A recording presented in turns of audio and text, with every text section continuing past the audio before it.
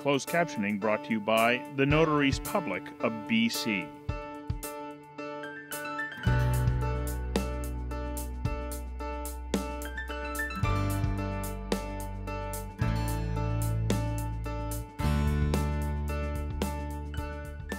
Welcome back. Joining us now is SFU Gerontologist Dr. Gloria Gutman. Hi there, Gloria. Hi. Gloria, our person of the week, Don Cunnings, has this question for us. Let's take a look. What about technology, and how important is it that seniors be encouraged to use their computers or learn computer skills so that they don't get left in the wake of the technology movement in our society? Great question. Excellent question, and dead on. People absolutely, regardless of their age, need to learn to be facile with the new technology, because so much of our information comes that way. Whether it's government programs, whether it's the news, we need to be aware of our surroundings.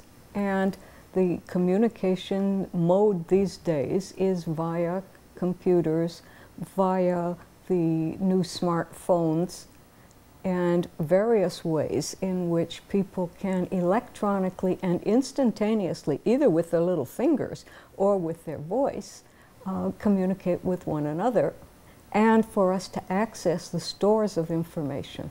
So to be a bit of a devil's advocate, what's wrong with sticking with the old modes? Newspaper, radio, television. I mean, why try to step up to the plate and learn something new that feels overwhelming, difficult? What do I need that for? But those are static. See, the newspaper is printed once a day, and things are happening in this world all the time. So yes, you can go to your television, but your television, you are a responder, and somebody else is giving you the information. The beauty of the internet is that it gives you the opportunity to go online and to respond instantly. So you're saying no matter how old a person is, they're really selling themselves short in their ability to enjoy this life right now if they're not prepared to make the effort, adapt, and reach out and jump in. Exactly. I mean, my mother was 86, and she decided that she wanted to communicate with her grandchildren and with her extended family.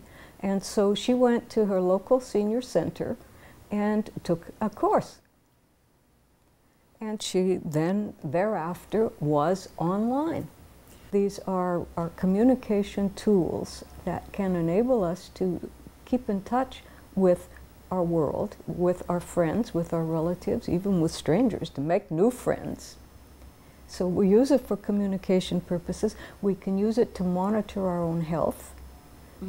Right? There are a variety of self-help networks out there and ways of communicating, getting information, health information that we can use to monitor our own health. And emergency response is another one. If you're living in a rural and remote community, if you can do some of these things via the internet, it allows you to stay alive. So this is another whole level up. It's not just for the fun of it, but rather you can retain your ability to be alive by being able to communicate. So the argument of cost or accessibility to education required to learn about the new technology, these are valid concerns, but...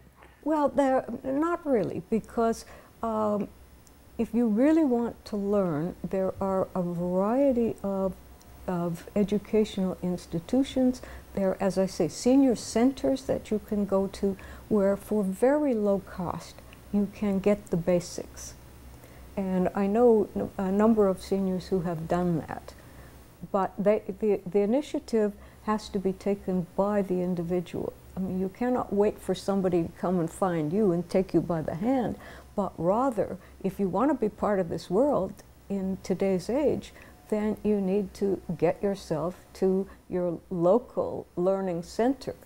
And it's not a big investment. And similarly, you don't have to buy the most expensive computer, or you don't have to have an iPhone, but you need to have at least a basic cell phone. Excellent advice. Thanks so much for coming to join us today, Dr. Gloria Gutman.